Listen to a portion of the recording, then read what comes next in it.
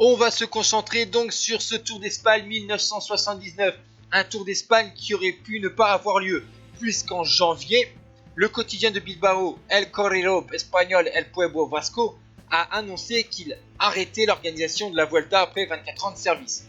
Alors, le président de la Fédération espagnole de cyclisme, Luis Puig, est vite rentré en Espagne de ses vacances en Italie et en 3 mois a trouvé le soutien des sociétés Unipublic, une entreprise qui organise des événements sportifs et culturels en Espagne, et l'entreprise Louis pour financer le Grand Prix de la Montagne et enfin organiser cette Vuelta. Et donc au départ de ce Tour d'Espagne, il y avait 6 équipes espagnoles, 2 équipes belges et surtout l'équipe française Mico avec le favori Joop Zoetemelk. Mais attention, le néerlandais va devoir se méfier des Belges Lucien Van Impe et Michel Pollentier, vainqueur du Giro 77, de polyvalent irlandais Sean Kelly ou encore des Espagnols Galdos, deuxième du Tour d'Italie 75, encore Edia, Martinez, Belda, Sima, Torres ou encore Arroyo. Et donc pour cette 34e édition, elle a débuté par un prologue à Jerez de la Frontera. Joop Zoetemelk a déjà pris le pouvoir en 8 minutes. C'est le chrono de ce contre-la-montre. Et Joop Zoetemelk va conserver jusqu'à la 6e étape ce maillot, alors que le début de la Volta a été marqué notamment par une victoire de Sean Kelly au sprint et de la pépite belge Alphonse de Wolf à Cordoba. Lors de la 6e étape, 2 hommes vont sortir du peloton au kilomètre 76, Raphaël Ladron de la Cuevara et un équipier de Joop Zoetemelk, le français Christian Levavasseur. Ils vont obtenir une très belle avance jusqu'à Alcoy et Christian Levavasseur va s'imposer sur cette étape et s'emparer du maillot de leader.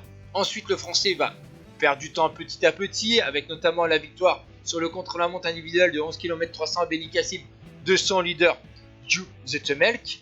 Alphonse de Wolf, le belge de 23 ans, lui va encore accrocher une victoire d'étape à Reus. Et sur la route de Logrono, on va notamment voir Antonio Menendez s'imposer. Et donc on arrive maintenant sur les images de la course que vous voyez là. Il s'agit de la 13e étape entre Logrono et Peña-Cabarga, donc une arrivée au sommet et donc 2 cols de première catégorie au menu. Vous avez vu qu'un homme seul était parti à l'avant de la course. Il s'agit de l'Espagnol Lopez del Alamo. Il est parti donc à l'avant de la course tout seul pendant 140 km et il va s'imposer. C'est une grosse performance pour un coureur dont le principal fait de sa carrière sera donc cette victoire d'étape sur le Tour d'Espagne ou encore l'année suivante sa 3e place sur le Tour d'Aragon. Il va passer en tête des 2 difficultés de la journée, alors que derrière, les équipiers de la formation CAS de Lucien Van Impe et de Galdos ont emmené le peloton. Pendant ce temps-là, Zoetemelk lui était à l'abri, bien protégé par son équipier Cesnay. Lors de l'ascension finale de Peña-Cabarga, bien sûr, l'écart va fondre pour l'homme de tête, mais il va réussir à conserver 2 minutes 33 au sommet, alors qu'au sein du peloton des leaders, le maillot jaune Jordan Levavasseur va perdre pied dès les premiers hectomètres d'ascension. Le groupe des favoris va monter à forte allure cette ascension, même si personne va réellement se détacher. On va quand même voir sur le sommet Lucien Van Impe, Esperanza et Zoetemelk prendre quelques secondes d'avance, mais c'est surtout le fait important de cette étape, c'est que Joop Zoetemelk, s'imposera sur cette Vuelta après avoir pris le pouvoir sur cette étape de Peña-Cabarga.